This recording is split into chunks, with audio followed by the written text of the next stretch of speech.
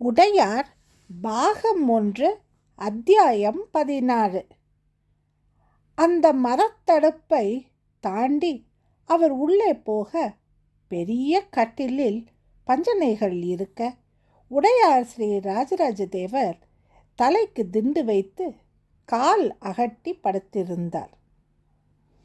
அவர் மார்பின் மீது ஒரு மெல்லிய துணி மட்டும் போர்த்தப்பட்டிருந்தது.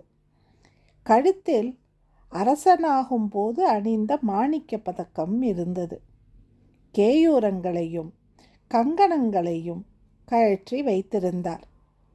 காது குண்டலங்களில் வைரங்கள் மின்னின. அவர் மூச்சு சீராக ஏறி இறங்கி கொண்டிருந்தது.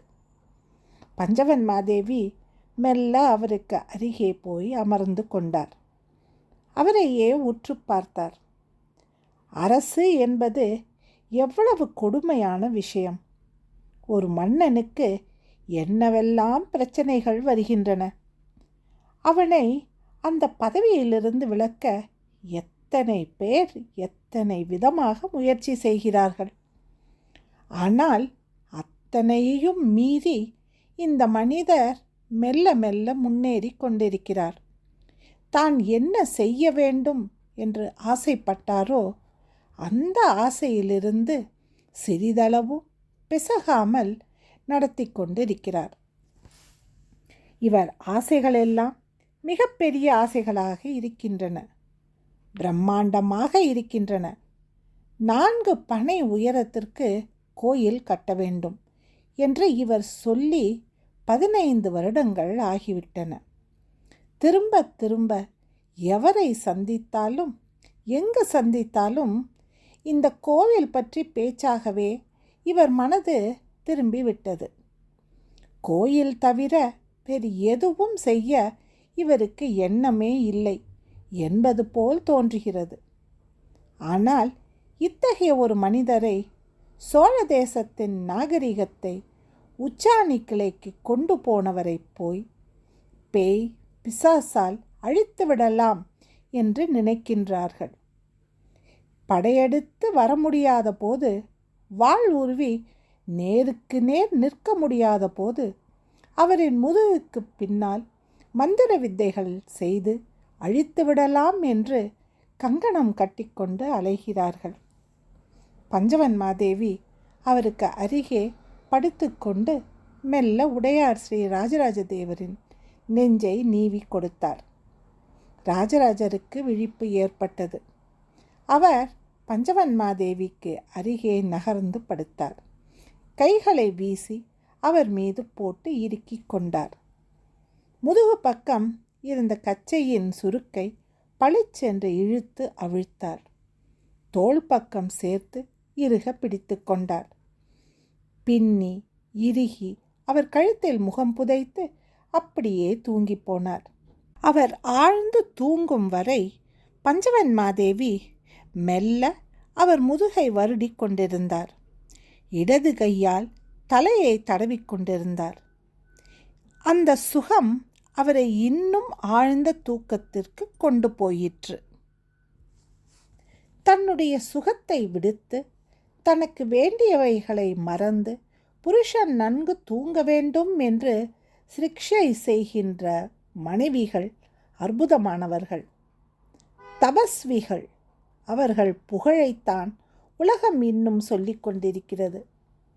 ஆதிகேசவன் நடந்து மாளிகையை விட்டு வெளியே போனார். அந்த ஊர் எல்லையில் உள்ள கோட்டாரத்தில் உறங்கிக் கொண்டிருந்த காவல் வீரனை எழுப்பினார். என்னை கொண்டு போய் பழமர்நேரியில் விடு என்று கட்டளையிட்டார். அவன் எழுந்து முகம் துடைத்து கொண்டு குதிரையை சிறு தேரில் பூட்டினான். 2 பேர் நின்று பயணம் செய்கின்ற சிறு தேர் அது. உட்கார்ந்தால் குதிரைக்கு எடை கூடி கஷ்டமாக இருக்கும் என்பதால் கால் பரப்பி அருகே இருக்கின்ற மூங்கிலை பிடித்து நின்று கொண்டே வருவார்கள். ஒருவர் தாராளமாக ஓட்டிக்கொண்டு வரலாம், இருவர் எளிதாக பயணம் செய்யலாம். சில சமயம் இம்மாதிரி தேரில் 3-4 பேர் கூட ஏறுவது உண்டு. நல்ல குதிரை பூட்டி 2 பேர் ஏற அந்த குதிரை வெகு விரைவில் குறிப்பிட்ட இடத்தை அடைந்துவிடும். அவர் பழமநேரியை கால் நாழிகையில் அடைந்தார். குதிரைக்காரனுக்கு காசு கொடுத்தார். வீடு நோக்கி நடந்தார். வீட்டை அடைந்து கதவு தட்டினார்.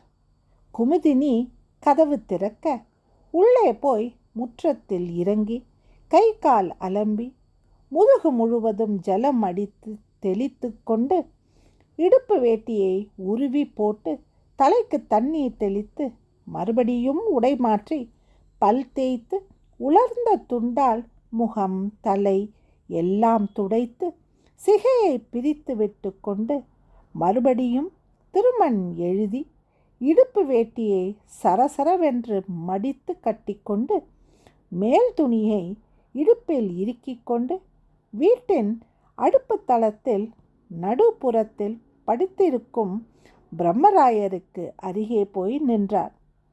பிரம்மராயர் எழுந்து உட்கார்ந்ததும் அவரை சாஷ்டாங்கமாய் விழுந்து நமஸ்கரித்தார். ஆதிகேசவன் உட்கார். பிரம்மராயர் கை காட்ட ஆதிகேசவன் பிரம்மராயருக்கு அருகே உட்கார்ந்தார். என்ன, ராஜராஜி எதற்கு வந்திருக்கிறாள்? பிரம்மராயர் கேட்டார். மிக மிக முக்கியமான தகவல் கொண்டு வந்திருக்கிறாள். ஆதிகேசவன் பதிலுரைத்தார். அப்படியா? அதை என்னிடம் சொல்லவில்லையே. யாரிடம் சொன்னாள்? மன்னரிடம் வழியில் பேசினாளா? மன்னரிடம் ஒரு வார்த்தை பேசவில்லை. மன்னரை மேலே மாடிக்கு அனுப்பிவிட்டு கீழே தூங்கப் போவது போல பாவனை செய்து பஞ்சவன்மாதேவியை தனியே சந்தித்து பேசினாள். பஞ்சவன்மாதேவியிடம் அவள் சொன்ன விஷயங்களை ஒட்டு கேட்டுவிட்டு உங்களிடம் வந்து சொல்கிறேன். நல்லது, என்ன விஷயம்? மதுராந்தக கண்டராதித்ய தேவர் ஓலை அனுப்பியிருக்கிறார். என்ன? அதிர்ந்து போன பிரம்மராயர் திரும்பினார். ஆச்சரியத்தோடு கேட்டார். காணாமல் போன மதுராந்தக கண்டராதித்யரா? ஆமாம். உத்தம சோழனுடைய மகனாரா? ஆமாம். என்ன என்ன ஓலை? உடையார் ஸ்ரீ ராஜராஜ தேவருக்கு எதிராக கொல்லிமலையில் பாண்டிய தேசத்து ஆபத்துதவி வீரர்களால் அபச்சார ஹோமம் செய்யப்படுகிறது. அந்த ஹோமம் பூத பைசாசங்களை கிளறி ராஜராஜ தேவர் மீது வந்து விழ செய்யும். தேவர் உடல்நலம் இதனால் பாதிக்கப்படும். அவர் பற்கள் விழத் தொடங்கும் என்றெல்லாம் சொல்லப்படுகிறது. இந்த ஹோமம் முடிவதற்கு இன்னும் சிறு நாட்களே இருக்கின்றன. இதை பற்றிய விவரங்களை கரூர் தேவரிடம் சொல்லி கரூர் தேவர் என்ன சொல்கிறாரோ அதன்படி செய்ய வேண்டும் என்று ராஜேந்திரர் கேட்டுக்கொண்டிருப்பதாக ராஜராஜி பஞ்சவன்மாதேவியிடம் சொன்னாள். ராஜேந்திரர் யாரிடம் இதை சொல்லி இருக்கிறார்? இளவரசர் ராஜேந்திரர் இதை பஞ்சவன்மாதேவியிடம் மட்டும் சொல்லி இருக்கிறார். குறிப்பாய் உடையார் ஸ்ரீ ராஜராஜ தேவரிடமும் உங்களிடமும் சொல்லக்கூடாது என்று சொல்லியிருக்கிறாராம். ஏன்? காரணம் ஏதேனும் உண்டா? உண்டு. உங்களிடம் சொன்னால் நீங்கள் மறுவினாடியே இதை உடையார் ஸ்ரீ ராஜராஜ தேவரிடம் தெரிவித்து விடுவீர்களாம். உடையார் ராஜராஜ தேவர் இதை நம்பாமல் சிரித்துவிட்டு புறந்தள்ளி விடுவாராம். ஏதேனும் செய்ய முற்பட்டால் செய்யக்கூடாது என்று சொல்லிவிடுவாராம். எனவே இந்த மாதிரி விஷயங்களை அவரிடம் எடுத்துக்கொண்டு போவதில் நியாயமில்லை. எனவே இந்த பிரச்சனையை தீர்க்கக்கூடிய ஒரே ஒரு மனிதர் கரூர் தேவர் என்பதால் அவரிடம் சொல்லி இதை எப்படி சமாளிப்பது என்பதை தெரிவிக்கும்படி கேட்டுக்கொண்டிருக்கிறார். கரூர் தேவர் என்ன கட்டளையிடுகிறாரோ அதே விதமாக செய்ய ராஜேந்திரர் சித்தமாக இருக்கிறார். ஹோமம் எத்தனை நாட்களாக நடைபெறுகிறது? கிட்டத்தட்ட 5 மாதங்களாக நடைபெறுகிறது. 6வது மாதம் இந்த ஹோமம் பூர்த்தியாகிவிடும் என்று சொல்கிறார்கள். அபசாரத்தில் பலவிதமான ஹோமங்கள் இருக்கின்றன. இவர்கள் எந்த விதமான ஹோமம் செய்கிறார்கள்? ஏதேனும் தகவல் உண்டா? அது பற்றியும் ராஜராஜி பஞ்சவன்மாதேவியிடம் பேசினாள். வரமிளகாயையும் மாமிசங்களையும் மது குடங்களையும் நடுநிசியில் ஹோமகுண்டத்தில் சொரிந்து அதர்வண வேதத்தை உரத்து சொல்லி ஆடுகிறார்களாம். அப்படியா? உடையார் ஸ்ரீ ராஜராஜ தேவர் போல பதுமை செய்து வைத்திருக்கிறார்களாமா? இல்லை, அப்படி ஒரு தகவலை ராஜராஜி சொல்லவில்லை. சரி, இதற்கு பஞ்சவன்மாதேவி என்ன சொன்னார்? எந்த பதிலும் சொல்லவில்லை. இதை கேட்டதும் நான் திடுக்கிட்டு சரிந்து விட்டேன். என்னை தேடுவதற்காக மூங்கில் களியை உருவி 4 பக்கமும் வீசி எறிந்தார். என் மீது படாதவாறு நான் உட்கார்ந்தபடி எதிர் திசைக்கு போய்விட்டேன். அவர் தனக்கு பின்பக்கம் ஆள் இருப்பர் என்று நம்பிக்கொண்டு இடம் மாற்றி உள்ளே போய்விட்டார். இன்னும் அமைதியாக இருந்து விஷயங்கள் கேட்டு வந்திருக்கலாம். ஒரு ஒற்றன் தான் அறியும் செய்தியை பற்றி திடுக்கிடுதல் கூடாது. அதிர்ச்சியை வெளிக்காட்டிக் கொள்ளுதல் கூடாது. உனக்கு நல்ல பழக்கங்கள் பயிற்சிகள் இருந்தும் முக்கியமான நேரத்தில் சரிவர செய்ய முடியாமல் போகிறது. அடிக்கடி இம்மாதிரி விஷயங்களில் உன்னை நீ ஈடுபடுத்தி கொள்ள வேண்டும். வெறும் அந்தணனாகவே நீ உலவி வருகிறாய். முக்கியமான நேரத்தில் உன்னை வெளிக்காட்டிக் கொண்டிருக்கிறாய். அதனால் செய்தியின் தொடர்ச்சி பளிச்சென்று அருந்துவிட்டது. பார், மென்மையாகவே ஆதிகேசவனை பிரம்மராயர் கடிந்து கொண்டார். ஆதிகேசவன் பதில் பேசாதிருந்தார். ஆதிகேசவனுக்கு நேர் பின்னே குமுதினி சகலமும் கேட்டுக்கொண்டிருந்தாள். வேண்டுமானால் நான் உணவு வகைகளை எடுத்துக்கொண்டு பஞ்சவன்மாதேவியை போய் பார்த்துவிட்டு வரட்டுமா? குமுதினி கேட்டாள். செய்யலாம். உடனே செய்தால் அவருக்கு சந்தேகம் உண்டாகும். வேறு ஏதேனும் சரியான காரணம் கண்டுபிடிக்கலாம். அந்த ஓலை மதுராந்தகருடைய ஓலைதான் என்பது ராஜேந்திரருக்கு எப்படி தெரியும்? ஓலை கொடுக்கப்பட்டதா? பிரம்மராயர் ஆதிகேசவன் பக்கம் திரும்பி கேட்டார். இல்லை, ஓலை கொடுக்கப்படவில்லை. ஓலையின் பிரதியையும் கொடுக்கப்படவில்லை. ஓலையில் உள்ள விஷயங்கள் மட்டுமே சொல்லப்பட்டன. ஆதிகேசவன் சொன்னார். எந்த இடத்தில் அபச்சார ஹோமம் நடக்கிறது என்று சொன்னாய்?